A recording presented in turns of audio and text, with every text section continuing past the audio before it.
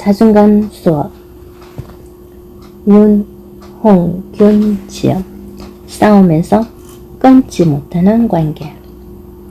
부부싸움은 칼로 물베기라는 말이 있다. 나는 대한민국의 이혼율을 높이는 데 이 속담이 많은 기여를 하고 있다고 생각한다.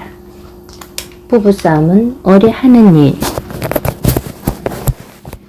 많이 해도 상관없는 일쯤으로 생각하게 만드는 말이다. 이 속담에서 중요한 것은 물이 아닌 칼이다. 칼을 들고 여기저기를 베고 있으니 얼마나 위험한가. 칼로 돌이나 나무를 베면 칼끝이 무뎌지기라도 한다. 그런데 베는 것이 물이라고 한다. 물을 뚫고 닥치는 대로 이것저것 해칠 수도 있지 않을까. 살면서 한 번도 싸우지 않을 수는 없다. 하지만 자주 싸우는 게 당연하다고, 사랑하니까 싸운다고 합리화해서는 곤란하다. 자존감이 높은 남녀도 싸운다. 하지만 이들의 싸움은 비교적 상처를 적게 남기고 회복도 빠르다. 자존감을 꺾어 놓을 정도로 심하게 싸우지 않는다. 수위 조절을 한다는 뜻이다. 1년이 지나도 싸운다면 대부분의 관계 문제는 서로 다른 의사소통 방식에서 비롯한다. 다른 부모 밑에서 다른 지역, 다른 환경에서 살아온 남녀는 다른 방식으로 대화하게 마련이다.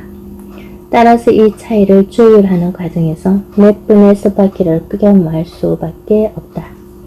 이 갈등과 해결 과정을 통해 보통의 남녀는 진정한 연인 관계로 성장한다.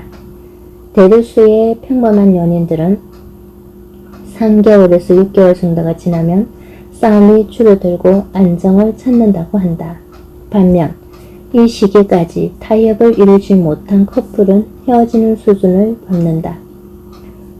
그런데 커플 중 한 사람이 자존감이 확연히 떨어지는 경우 상황은 애매하게 흐른다. 사랑하지도 헤어지지도 못한 채 서로를 비난하거나 공격하는 관계가 된다. 사귄 지 1년이 지나도 싸움이 줄어들지 않는다면 각자 자존감을 체크해야 한다.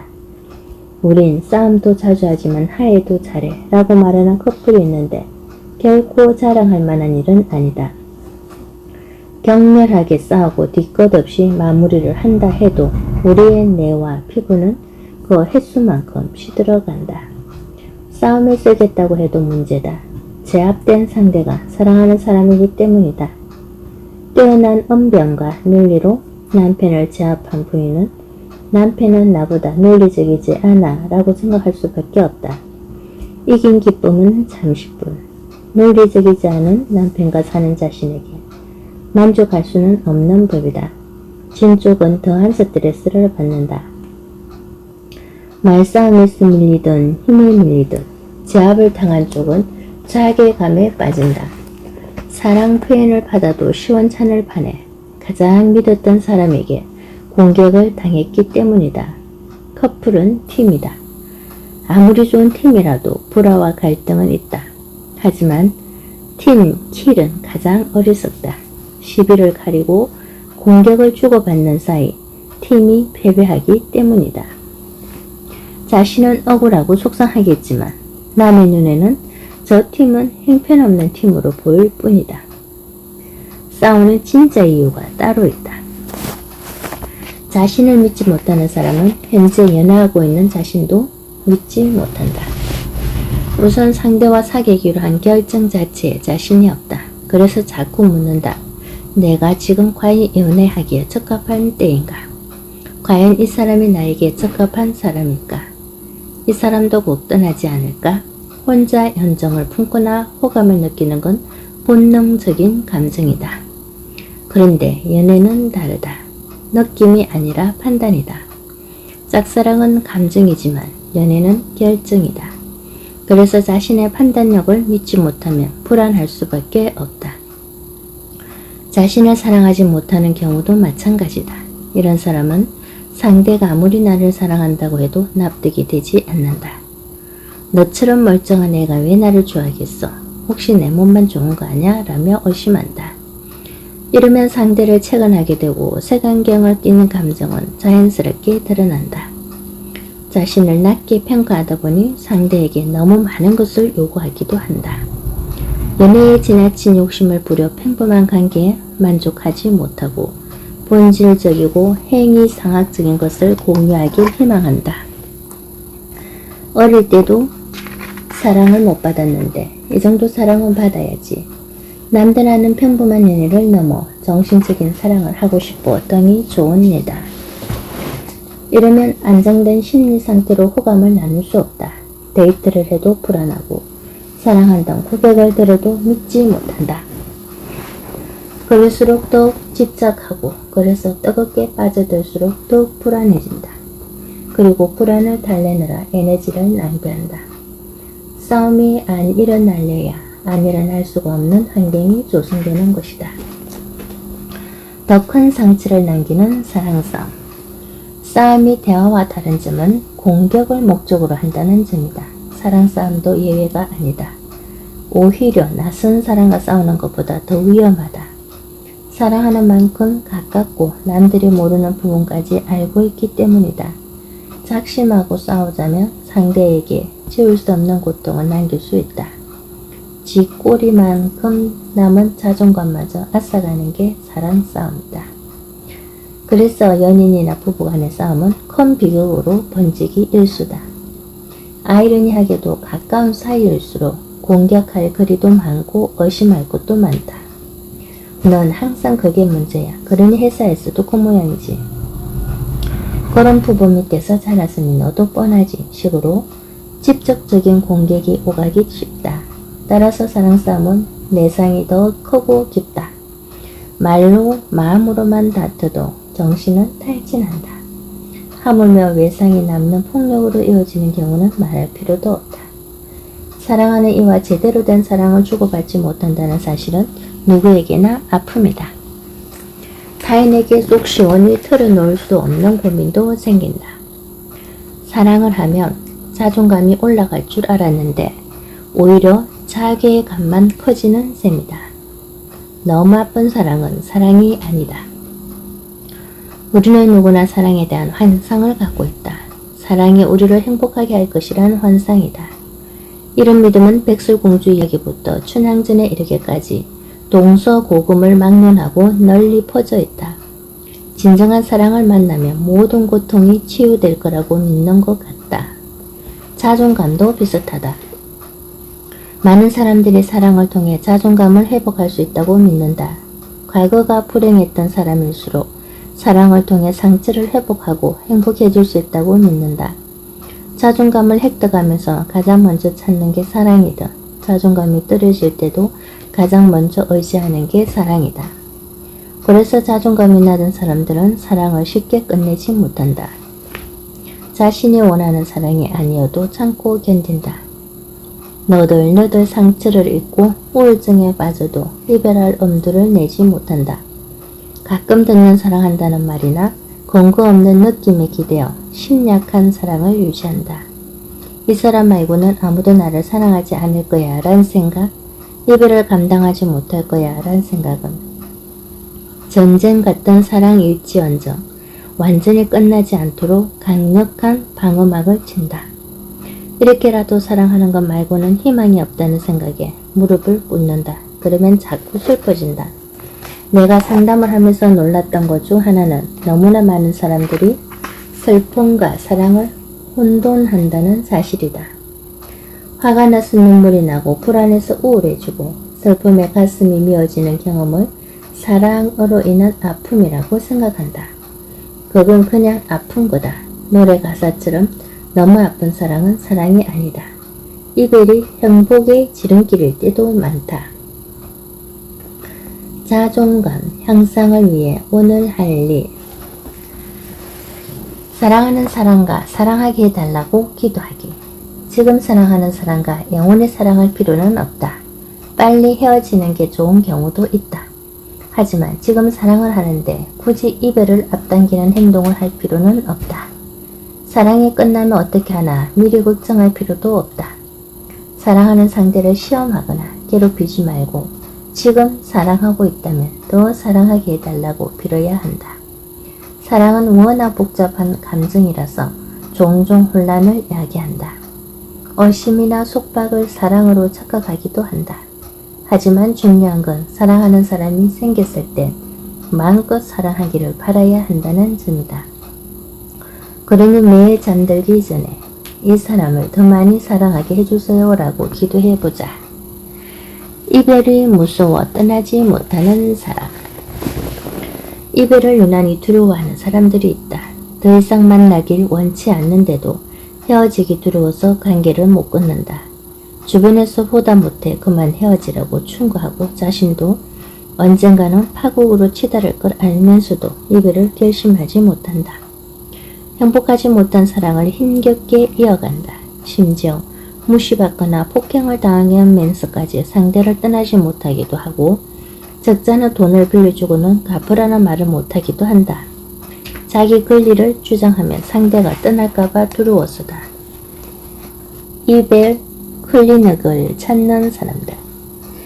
내 블로그에는 이별 클리닉이라는 코너가 있다. 거기에 쓴 글을 읽고 상담실을 찾아오는 분이 적지 않다. 주로 이별을 앞두고 지나친 공포를 느끼거나 헤어지고 나서 회복하기 힘들어하는 사람들이다. 이는 꼭 연애 문제에만 되지는 않는다. 이별 클리닉을 찾는 사람은 크게 두 분류로 나눈다. 한 분류는 헤어진 연인을 지나치게 이상화하는 경우다. 이들은 대개 그 사람은 나랑 완벽한 한 쌍이었어요 라며 상대를 죽게 세운다. 헤어진 슬픔이나 충격으로 이성적 판단이 흐려진 상태다. 다른 하나는 자기 연민에 빠져버린 경우다. 이들은 이별의 슬픔과 비탄에 중독된다. 자기 연민에 빠지는 건 술에 취한 상태와 흡사하다. 불쌍한 내 인생, 아이고 불쌍한 내 인생아 라며 술을 마시듯이 감상에 젖는다. 실제로 자기 연민에 자주 빠지는 사람은 알코올 중독으로 이어질 확률이 높다. 스스로를 불쌍한 존재로 인식하면서 자신을 위로하고 위로받는 생활에 갇혀버린다. 이별을 두려워하는 사람들은 이별을 무조건 부정적인 것으로 낙인 찍는다. 헤어지면 인생이 곧 끝나기라도 할 듯이 여긴다. 그래서 뭐가 힘든지 실감하기도 전에 자살부터 한다. 이 엄청난 일을 당했으니 난 이제 어떻게 살죠 하는 식이다. 이 사람들이 지닌 핵심 감정은 대개 외로움이다.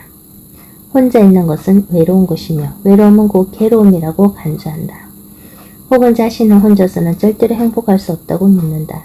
이들은 자신을 나약하고 여로서 혼자서는 아무것도 못하는 존재라고 단정하기 때문에 상대가 못났어도 이별할 엄두를 내지 못한다. 자신을 너무 낮게 평가하기 때문이다. 저 사람이라도 있어야 해. 저 사람은 그래도 나를 사랑하잖아. 나를 사랑해줄 유일한 사람이야. 저 사람만큼 나를 사랑해준 사람도 없었어. 라며 의지하고 관계를 유지한다. 혼자 남겨졌던 기억에 대한 공포. 이별에 대한 두려움은 대개 상처와 연관이 있다. 혼자 남겨진 것에 대한 트라우마가 있는 경우인데 특히 7살에서 10살 무렵에 혼자 집에 남겨진 경험을 한 경우가 많다. 이때 뭔가 무섭거나 불쾌한 일을 겪으면 혼자 있으면 곧 불쾌한 경험으로 각인되기 쉽다. 또 혼자 있는 것에 대한 두려움이 부모를 향한 원망과 이어지곤 한다. 그때 왜 나를 혼자 뒀어? 하는 원망, 방치되고 보호받지 못했던 기억이 강하게 남아있어서 또다시 그런 연약한 존재가 될까봐 두려워한다. 어린아이가 혼자 집에 남겨져 두려움에 떨었을 때 어른이 용감하게 혼자 있었네 대단하다 라며 칭찬을 해줬다면 조금 나을 수도 있다. 불안하지만 그만큼 용기를 얻을 기회가 되기 때문이다. 하지만 혼자 있다가 더 위험한 사건을 경험했다면 성추행, 음란전화 등에 노출된 경우가 은근히 많다. 큰 상처로 남기도 한다. 불안했던 마음에 적절한 공감을 받지 못했을 때도 상처로 남는 경우가 많다. 그 외에 따돌림이나 괴롭힘, 소외를 당한 경우 트라우마가 된다. 그런 일이 또 생기고 무시를 당할까봐 두려운 것이다. 이별은 누구에게나 어렵다. 이별은 쉽지 않다. 오래 지냈던 물건이 없어져도 불안하고 허전한데 하물며 사람과 헤어지는 일이매야 이별을 하지 못해서 힘들다는 사람들, 이별한 후가 너무 괴롭다는 사람들에게 하고 싶은 말은 그것이다. 이별은 누구에게나 원래 힘든 일이다. 지금 당신이 이별 때문에 힘들다면 그건 이 세상 모든 인류가 겪는 고통이다. 그리고 그 고통을 각자 나름의 방식으로 겪어낸다. 예를 들어 나처럼 운명으로 받아들이려는 사람도 있는데 나도 최근에 그렇게 받아들이게 되었다. 사람마다 방식은 다를 뿐더러 한 사람의 방식도 변화한다. 그러니 자신이 이별에 어떤 식으로 반응하는지에 대해 너그러워지기를 바란다. 맨날 며칠 우는 사람도 있고 괜찮은 듯 웃고 사는 사람들도 있다. 화를 내는 사람들도 무덤덤한 사람들도 있다. 그렇게 화를 내면 안 된다거나 참으면 안 된다거나 어떻게 해야 한다는 규칙 같은 건 없다. 이별은 자신을 돌볼 소중한 기회. 이별을 너무 나쁜 곳으로 낙인 찍을 필요도 없다. 세상에 절대적으로 좋은 일이 없는 것처럼 절대적으로 나쁜 일 또한 없다. 이별 후 혼자가 되면 외로워지기 마련이지만 그만큼 자유로워지기도 한다. 나는 우울증을 앓는 30대 아기 엄마들을 만나면서 이 사실을 깨달았다. 이들의 고민은 엇비슷하다. 혼자 있어보고 싶어요 라며 찾아온다. 엄마들은 아이를 임신하는 순간부터 자유를 빼앗긴다. 뭘 먹고 마실지는 물론이고 잠자고 움직이는 행동 하나하나까지 아이의 건강 상태를 염두에 둬야 하고 아이가 태어나 돌보다 보면 기본적인 생리 현상조차 해결할 시간이 없기 일쑤다. 워킹맘이나 전업주부도 자유가 없기는 마찬가지다. 혼자 맘 편히 쉬거나 여유있게 잠을 자본 적이 별로 없다. 간절히 자유를 원한다. 혼자 있고 싶고 외롭고 싶다. 그냥 아무도 없는 공원에서 원 없이 달려보고 싶어요 라며 눈물을 흘린다. 반면 5, 60대 여성들은 정반대다. 경년기 여성들은 혼자가 되는 것을 서러워한다. 하지만 알고 보면 그녀들도 20년간 기도했다. 애들 좀 빨리 결혼시키고 홀가분하게 살고 싶어요 라고 말이다. 그런데 막상 그런 시기가 찾아오면 우울함과 공허함에 힘겨워한다. 하지만 지혜롭게 경년기의 정상을 극복한 50대 여성들은 신나게 놀러 다닌다. 이제 가족 눈치 안 보고 자유를 맛볼 기회라는 사실을 깨달았기 때문이다. 혼자가 됐다면 마침내 자유를 누릴 기회가 생겼다고 보면 된다. 사랑하는 사람과 함께하면 즐겁지만 그만큼 죄악이 따른다. 내가 받는 것만큼 상대방을 배려하고 존중해야 한다. 그러다 혼자가 되고 나면 너리의 자신을 마음 놓고 돌볼 수 있다. 상대의 동의도 필요 없고 때로는 거슬렸던 충고와 간섭 따위에서도 벗어날 수 있다. 나는 이별한 사람들에게 여행을 하라고 권한다. 혼자 떠나는 여행은 다소 쓸쓸해 보이지만 막상 떠나보면 다들 만족한다. 자신이 떠나고 싶은 시간에 원하는 교통수단을 타고 일정 역시 누구 눈치를 볼 필요가 없다. 도착한 여행지가 별로여도 상관없다. 그 자유를 한번 느끼고 나면 혼자 지내는 것도 썩 괜찮은데요 라며 자유의 가치를 고백해 온다. 사랑하는 사람과 헤어졌다면 이번 사랑에서 내가 무엇을 얻었는지 무엇을 배웠는지 되돌아보는 시간을 가질 때다.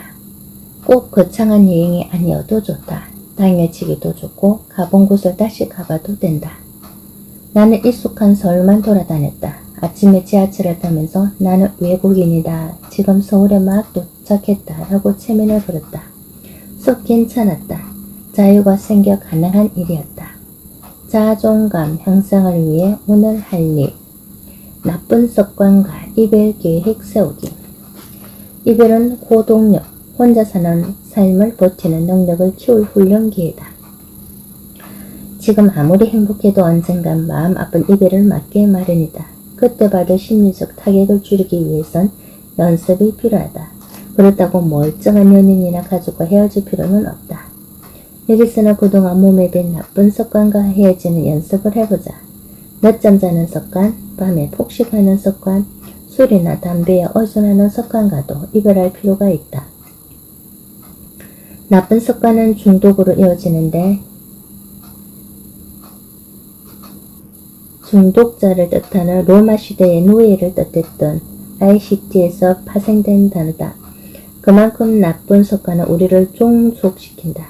당연히 거기서 벗어날 때 자유가 주어진다. 지금 어떤 습관에서 벗어나고 싶은지 적어보자. 그리고 그것과 이별하면 어떤 점이 좋아질지도 적어보자. 예를 들어 밤에 폭식하는 습관과 이별하고 싶다. 몸이 건강해질 것 같다. 자신을 비난하는 습관에서 벗어나고 싶다. 당당해질 수 있을 것 같다. 운전할 때 틈만 보이면 추월하는 습관을 버리고 싶다. 사고 위험에서 벗어날 것 같다. 스마트폰을 자주 보는 습관을 버리고 싶다. 피로감이 사라지고 여유가 생길 것 같다. 잘 참다가 마지막에 터지는 습관에서 벗어나고 싶다. 자책하고 후회하지 않을 것 같다. 한밤중에 헤어진 연인에게 전화하는 습관을 버리고 싶다. 수치심과 부끄러움을 느끼지 않을 것 같다.